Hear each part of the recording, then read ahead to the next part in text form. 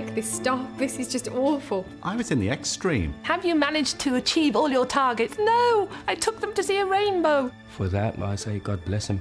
And she just looked at me and stopped suddenly and said, "Don't worry, Mr. Brown." Boys are pumping with testosterone, making their muscles want to develop and jump out of their seats. Have you ever wondered what really goes on in other teachers' classrooms? What are their highs and lows, their loves and hates? Why do they do this extraordinary job? Well, you're about to find out from 6 of the best. My name's Janet Spooner. I'm a teacher at a little Victorian primary school in Hebden Bridge, where I've been for the past 11 years. The reason I went into teaching definitely wasn't the money. It has to be for the children. My name's Carl Coleman. I've been teaching for 4 years. I teach drama at secondary schools across Birmingham. I'm Nigel Bispham. I've been teaching science in the same secondary school in Camborne in Cornwall for the last 20 years. My name is Amanda Smith. I teach psychology and citizenship at a secondary school in Birmingham. I've been teaching for a year and a half, and I'm a teacher because I must enjoy being tortured on a daily basis. My name's Peter Carroll. I'm a drama teacher at a secondary school in Rochdale. I've taught for 19 years. My name's Robin Brown. I've been teaching for 4 years now. I teach in a village school near Chester, and I love teaching because you get to sit on really small chairs, play with glue and scissors, and occasionally we even get the Lego out. So, let's kick off with, how do you manage difficult pupils? You can use guilt. That works very well. So you can say to a child, I didn't believe someone like you, someone as lovely as you, could do such a terrible thing. I'm hurt. And if you're good at it, you can both be sobbing by the end of the session. Or you can use stickers. Some children love stickers. They get Game Boys at the weekend, but they'll do anything for a sticker from Miss. One instance, I'd had a particularly difficult class. They'd all been playing for the entire class, sending me crazy. And I said, that's it, you're staying in at break time, you're not leaving. I turned around and I hadn't realised I'd plugged my laptop in, and the laptop lead was going from the desk to the wall, which was just by the door. I literally just spun around, went head first over the cable, flat on the floor, arms down, face first. The whole class just erupted with laughter. I was on the floor and I was like, what am I going to do? How are we going to handle this one? I got up, brushed myself down. Yeah, I'd laugh too. I had a child once whose name, let's say it was Alice Barker, and she was first on my register. And so I said, right, let's start the register. Alice Barker? At which point she looked up and said, what? I said, no, Alice, we're doing the register now, and you have to answer, good morning, Mrs. Spooner, today I'm on sandwiches, or today I'm on dinners, so we'll try again. So I said, morning, everyone, Alice Barker? Alice Barker. So she looks up and says, what? I said, no, Alice, we're doing the register. Oh, all right, yeah, all right. Right, Alice Barker, what? I thought, right, I'm going to put you at the end of the register. You're really annoying me now. So I did the whole class and I got through to Simon Thompson and Andrew Williams. Yes, miss. And then I said, and Alice Barker. What? I thought, I'm not going to win here. So the next day I thought, right, I'll just leave her out altogether. So I did the whole register, left her out, and she puts her hand up and says, you didn't say me, miss. I said, but you don't answer. And she said, no, but today I was going to. You know when you can sense there's something wrong, there's something happening. There's a furtiveness and a frisson in the air. And I just pretended to just be looking down the register, and I could sense a lot of eye movement and excitement just towards the boy on my left. But rather than turning round to him, I just looked forward. You know Kipling's Kim's game, where you've got a whole load of objects and you take one out and you've got to spot what was missing. In the tray in front of me from the previous lesson was the display of elements that you got lead, sulphur, carbon. And they always put a couple of gases there. And as luck or not may have it, they didn't have any round balloons for the hydrogen. So they put the hydrogen in one of these long balloons. And it was missing. And it wasn't too difficult to deduce where the long balloon had got to. I cocked a little look downwards, and there, bulging down the inside of this fella's trouser leg, was this great protuberance, which mercifully was the balloon, because I reached down with my pen from my register and basically just stabbed it into the balloon, which made an enormous bang to the complete hilarity of the class. Problem solved. Some problems, however, can't be so easily solved. What would you like to ban forever? Man, where do I start? I hate glitter.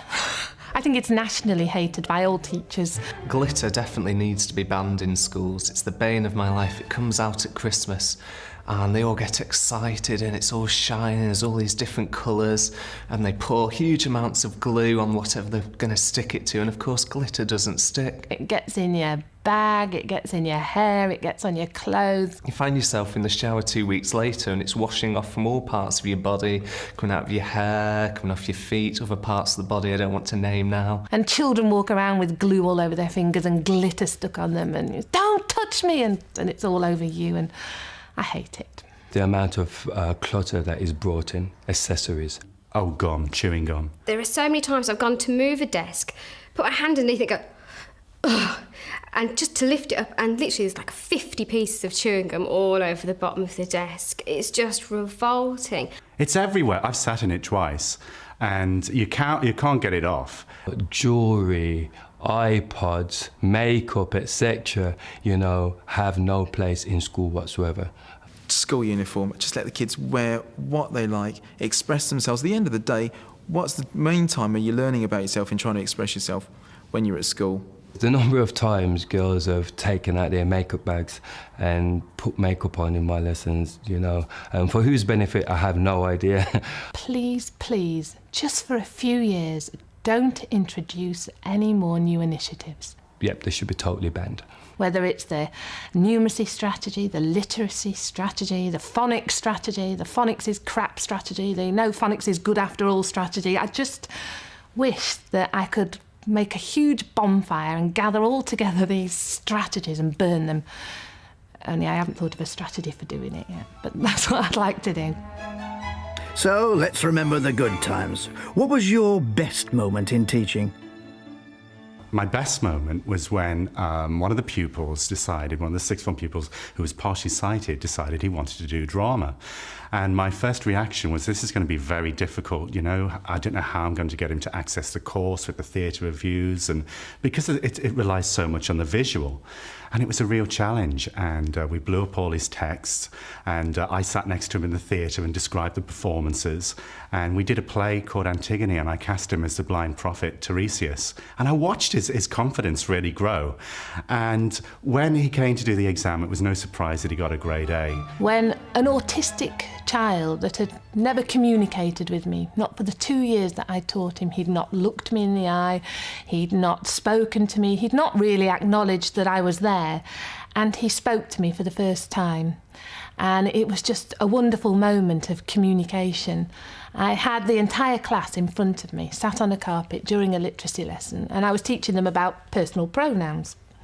And I asked them, how do we know that the character in this story is a female? And what I wanted them to say was, because it says she. So I asked them, how do we know the character in this story is a female?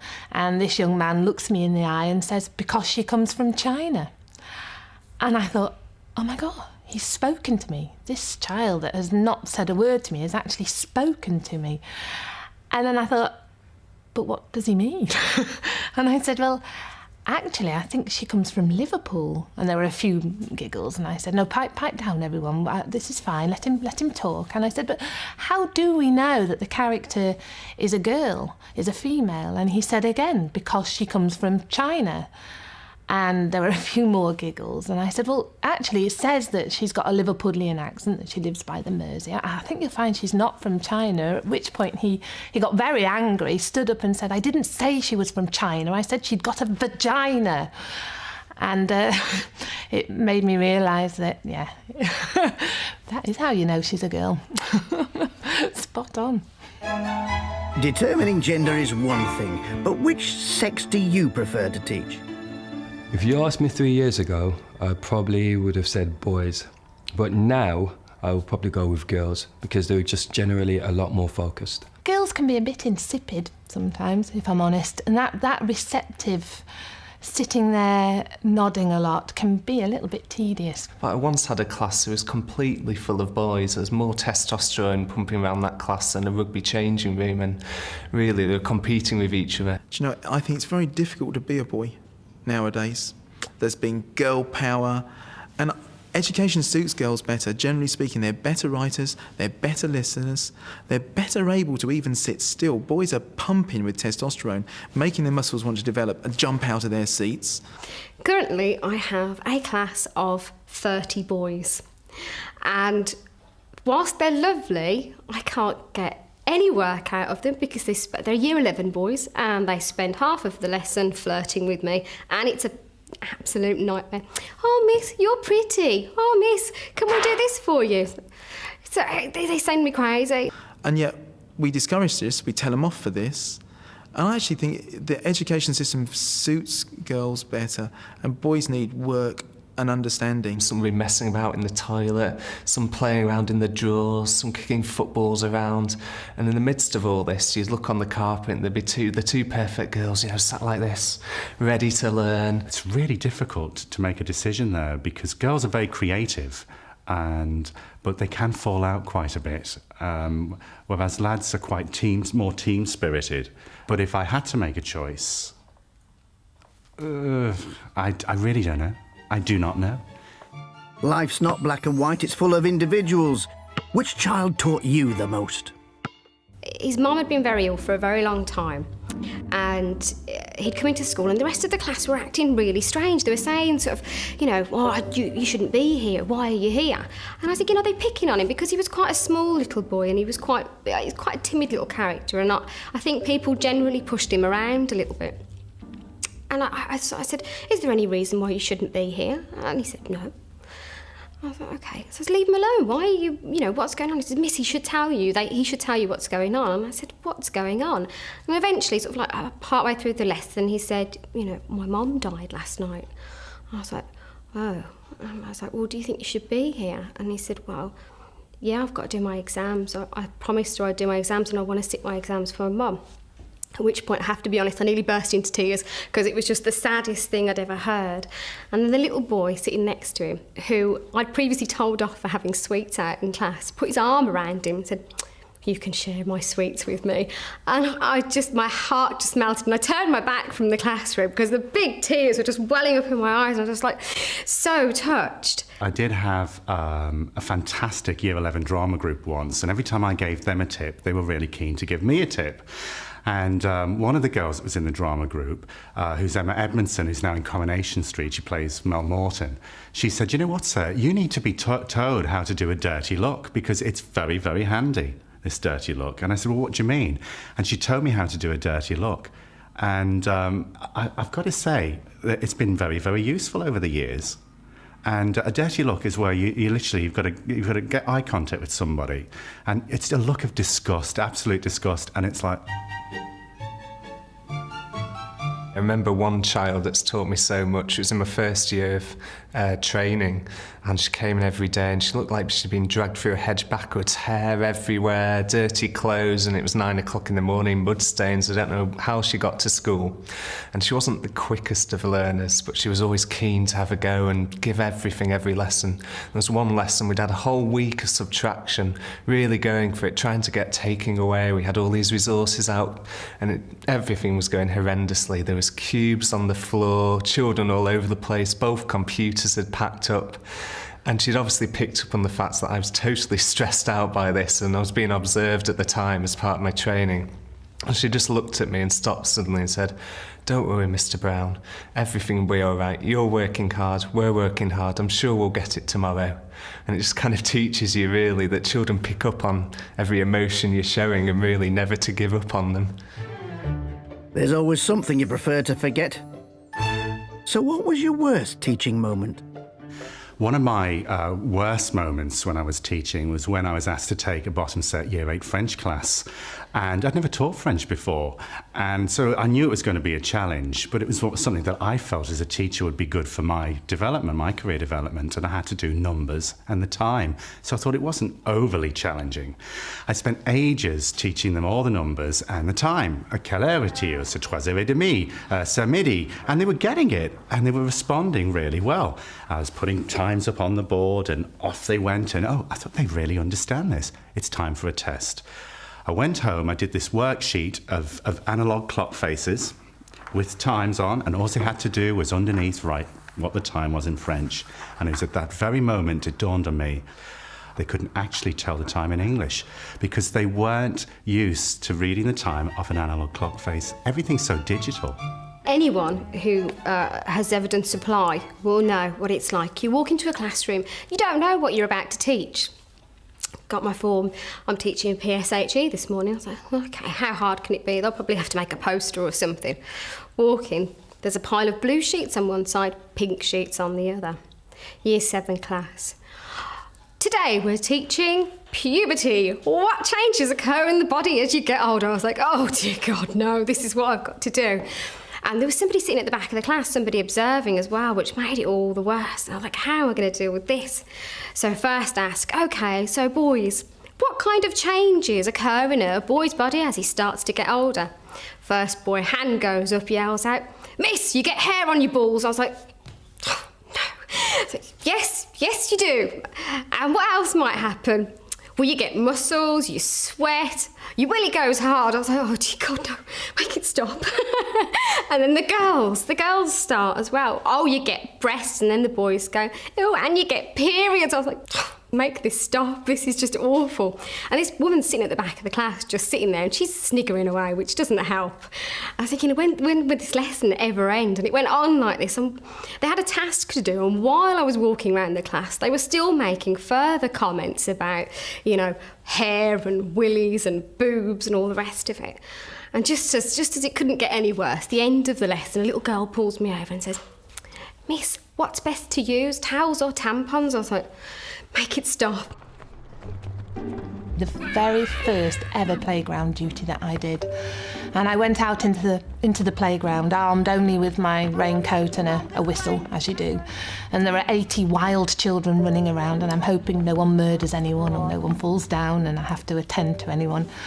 And I'd been told that the drill was that the bell would go, and I would blow a whistle, and miraculously everyone would freeze, and then I'd dismiss them to go inside. Sure enough, the bell goes, and I blow the whistle. Everyone freezes, except one child, one rather scary-looking Year 6 child, who carries on playing basketball. And in my naive NQT way, I shout over very pally, come on, Kevin, it's time to go in, mate. At which point he shouts back, F off, you effing whore. And I had this kind of premenopausal hot flush that started in my toes and swept my entire body. And I just thought, oh my God, what am I going to do? I've got 79 pairs of eyes all stretched wide and staring at me, and I've got a child that's just sworn at me. What am I going to do? What am I going to do? So in my NUQT naive kind of way, I said, can we go inside, Kevin, please? And he said, no, F off, you effing whore. At which point this tiny little slip of a girl, Year 3 girl, comes up and says, Miss, should I go and get the head teacher, because that's what we normally do when Kevin won't come in, and shall I take your coffee cup? And I said, oh, thank you, darling, lovely, thank you. A couple of minutes later, out storms the head like a miniature pit bull terrier, only a lot nastier, and says, come on in, Kevin, what's all this about calling Mrs. Spooner a horse?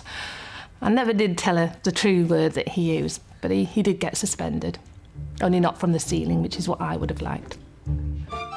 Apart from nightmare moments, what gets you down about teaching? I can't keep up to date with all the initials and acronyms that's knocking around. We've got SEAL, SIR, and ODD. I quite like ODD, though, because that's oppositional defiance disorder, and it says exactly what it is on the tin. Acronyms and buzzwords, and I think the one that's been flying around, especially in my school at the moment, is diet. What's the diet are we putting in front of the children? What meal are we putting in front of the children? You know, we have to think about this. And we get these buzzwords all of the time. The curriculum is so jam-packed full that there really is little time for awe and wonder. There's just so many targets, so many objectives that each child and yourself and your classroom has to meet that you don't have time to look at the rainbow out the window. You don't have time to look at the snow that's suddenly started and go and play outside in it. And you do find yourself saying things like, we can't talk about the meaning of life. We have to do division with remainders. I've got to tick this box. Shut up. There's not enough time with kids or scope to really find out what their talents are. It's a one-size-fits-all. They either fit in the box or they don't. And if they don't fit in the box... It just would be lovely to have the opportunity to say, yeah, it's a wonderful storm. Let's go watch the leaves swirl around. Let's write a poem about it. Let's draw a picture. And I've got a book. No chance. And the other thing is inset days, hours and hours of inset days, where we're watching fire safety videos from the 80s on chemical spills and chip fat fires and stuff. It's just such a waste of time when we could be doing something productive. Performance management. Have you managed to achieve all your targets? No, I took them to see a rainbow. You're fired. Get out. We were all pupils once, but who was your most memorable teacher? My most memorable teacher was, I have to go back to junior school, and was Mr. Waters in Liverpool, where I grew up. And I must tell you that I was a twin, and both my twin brother and I were classified as remedial, a word you do not use today.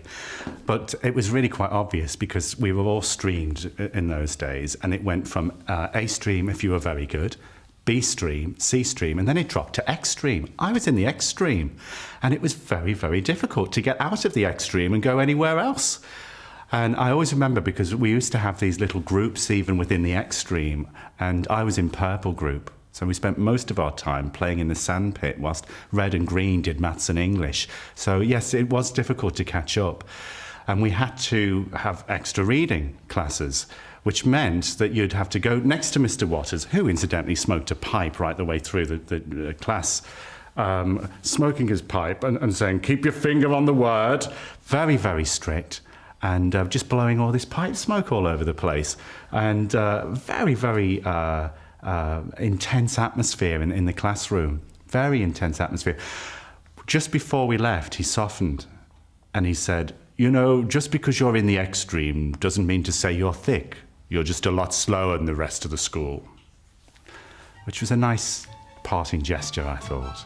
My history teacher, Mr. Nagel, going to school in the 80s, there was limited black history in the curriculum, and he went above and beyond the call of duty when teaching black history to us. You know, we could identify with what he was teaching us, and, you know, for that, I say God bless him. The most memorable teacher I ever had was a lady called Mrs. Wilkinson, and used to enter a class age 7 with great fear because she was kind of the feared teacher around school. She was this old lady with a blue rinse who'd been in the school for years, and she'd sit behind this desk scowling at you. And you'd never really hear anything positive from her. Occasionally, though, she'd go to the top of a cupboard, and out would come this rusty tin, and she'd walk around the classroom. You'd all be pen down, working hard, head down, not wanting to look up. And she'd open the tin in front of you, and you'd be allowed to take out a cola cube or a pineapple chunk, and you knew you'd done something well then, you'd made it for the day. It was usually something to do with spellings, and then back on the lid would go and back on the cupboard. The funny thing is, it's obviously had an effect on me, because I find myself doing exactly the same thing now. I've got my own tub of sweets in the classroom, and I take it out and offer it around the classroom. Obviously a memorable teacher. I do have a teacher that I think about and still inspires me 32 years after she actually taught me. And that was a teacher in junior school. Not a particularly important year, just the middle of junior school. And she was incredible just for being so dedicated to a job. She was a female teacher that never got married, which was quite a thing, really, for that day and age. She lived alone, she was independent, she was fiery, she cycled everywhere on a bike. She never wore a skirt, which was quite unusual in the teaching profession. And she just had such a zest for teaching and for learning herself that she really passed this on to whoever she taught. She was interested and she was interesting, and she never had favourites, or she did. We were all her favourites. She made us all feel like we were special in some way. And I saw her recently, after 25 years, and she still knew my name. She came tottering over with a walking stick, long retired, still loving to learn, a bigwig in the History Society, and said, "Janet, how are you? So lovely to see you." And I just thought, gosh, once a teacher, always a teacher, and maybe it's not a bad thing. So the verdict's in. Teachers are appreciated. But what do you think about being thanked? I think I must have at least 20 mugs in the cupboard now that all have the same message, you know, world's best teacher, all this kind of thing. It's a bit like someone's cashing in on saying thank you to teachers. It's very commercial. There seems to be a whole big industry now built around thanking your teacher, so long gone are the days of the mouldy apple on the table. I think it's a great shame that young people aren't allowed to buy alcohol. I don't think teachers should expect thank you. I think it's nice to hear it, but I don't think children should be expected to say thank you. It's your job to teach them. When I get a thank you, it means a lot. It's recognition of all the effort that you put in to kids to get them through exams and to get them to make progress. What does mean a great deal is when you get a scribbled message and a homemade card that's all wonky, or some little trinket that the child has made to say thank you. For some reason, that means a whole lot more. I'd like it to happen more, actually. Really, it's become more of a competition rather than the odd heartfelt little thank you note or little thank you card. It's now parents competing in the playground. Not that I mind too much, it depends what they're going to give me. If a kid actually just comes up to me and says thank you, that means the world to me. If they bought some tacky present, which ultimately I'm just going to have to throw away, it means nothing. I've still got one in my kitchen on the wall from a family that I taught, and I'll treasure that forever.